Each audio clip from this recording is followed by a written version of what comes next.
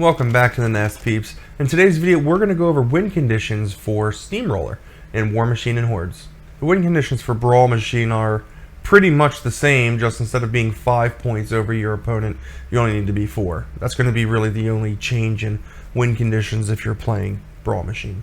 We're going to start this off by going over the most straightforward win conditions, that first one being Assassination. Assassination is exactly how it sounds. If you are able to kill your opponent's caster, you win the game. It's as simple as that. Kill opponent's caster, win game. Victory. Which will go on to our second win condition, which would be your opponent timing out, or should really be a losing condition. If you run out of time, you lose the game. Now, when I say run out of time, what I'm referring to is the clock.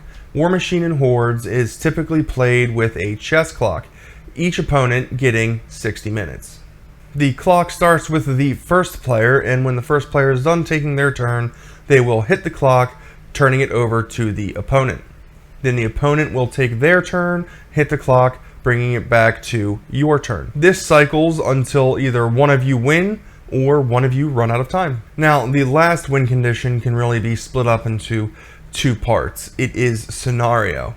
You can win by scenario by either at any point in the game being 5 points over your opponent, or by having the most points at the end of 7 rounds.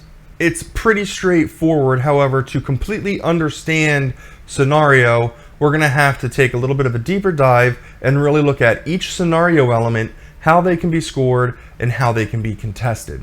There are really 4 scenario elements on the field that can gain you points.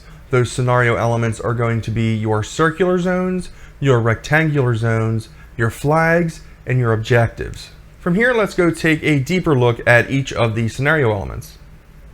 Starting here with the circular zone, this can be captured by unit models. The rectangular zone over here can be captured by war beasts and war jacks. If you can manage to destroy your opponent's objective, you gain 1 point, along with shutting down whatever bonus it was giving your opponent. And then the flags can be scored by solos while they are base to base with them. Hey, Editor Ken here. I had posted this video earlier, but I had completely forgotten to talk about the casters when it comes to scenario. Some of the awesome peeps out there reached out to me and let me know that I had completely forgotten to talk about the casters, so here I am editing in, letting you know about casters. Casters are able to capture any of the scenario elements that we have been talking about. They can capture the circular zones, they can capture rectangular zones, they can capture flags. However, the caster is unable to contest any of those scenario elements.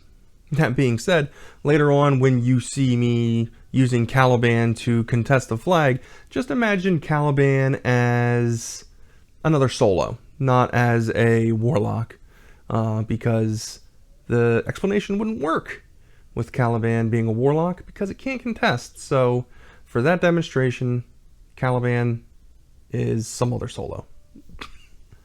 And back to the video.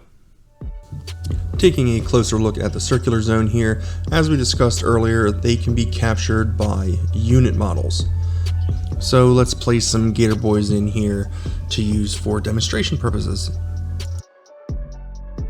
While your unit is in the circular zone, it is in control of that circular zone. Once scoring begins, at the end of that turn, you will gain a point. Now, the entire unit has to be inside of the circular zone for you to gain that point. So if your unit is positioned something like this, you wouldn't gain the point because one of the unit models is outside of the circular zone. Now, if that model was, say, towing the zone, you would gain that point because all of your unit is technically in the zone. The unit also has to be in formation in order to gain this point. Now, let's say your opponent has a model within that zone. It doesn't have to be another unit, just another model. This being the case, your opponent would be contesting this zone, which means no points.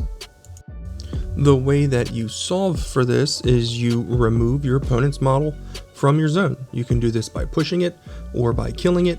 This does not need to be done by the unit that is in the zone, but here in this demonstration we're just going to charge our Gator Boys in to make our attacks on Golab. Gator Boys make it in, they kill Golab, removing Golab from the zone, thus gaining the point. Again, casters can also capture these circular zones. Moving on to our rectangular zones, these being able to be captured by War Beasts and War Jacks. Here we are going to use our Blackhide Wrastler as our demonstration model. At the end of this turn, Blackhide Wrastler would be within the rectangular zone, uncontested, so that would give you a point. Now let's say your opponent had a model inside this rectangular zone, let's say an assassin. That opponent would be contesting that zone, preventing you from getting your point. And just as how you can capture zone by towing it, an opponent can contest a zone by towing it as well. The solve for this is the same as with the circular zones. If it is your turn and you're trying to capture a point, you have to remove your opponent's model. Here we're just going to charge in with the Wrastler, kill the assassin, freeing up this zone for us to score. You could have also done this by somehow pushing the assassin. Moving on to the flags. The flags here can be captured by solo models and by casters, while they are base to base with the flag. So at the end of your turn, if you have a solo base to base with a flag like the assassin is here, you would gain a point at the end of that turn if you're not being contested. An enemy model can contest this flag so long as it is anywhere within 4 inches of it. Here we're going to use one of my measuring sticks to show you what that looks like. If there's a model anywhere within this 4 inches, that flag will be considered contested. Now it is important to note that that is any model aside from a caster. And here is my horrible demonstration of that, because we're using Caliban to contest. When I had originally pulled these models out, I believe my original plan was to have Caliban capturing the flag, but I digress. So for the sake of this demonstration, just imagine Caliban as some other solo. So again, if you want to score this point, you're going to have to remove the contesting model. Here we come in with the Grotesque Assassin, we kill the opposing solo, then taking advantage of the assassin's sprint, we come back here, base to base with the flag so that we can score that point. You can also push the opposing model outside of the 4 inches if you have the means to do so. Then we move on to the objective marker. If you are able to destroy your opponent's objective marker, you will gain 1 point, along with shutting down whatever bonus it was giving your opponent. In this demonstration, we just charge in the Scythian, we make our attacks against the objective marker, killing it, taking it off the table, and gaining us a point for that turn. Now, it is important to note that you have to destroy this objective marker after scoring has begun. What that means is scoring will begin after the second player's second turn has ended. From that point on, points are earned at the end of every turn, both yours and your opponent's. And with that, I believe that is all of the win conditions for Warmachine and Hordes explained.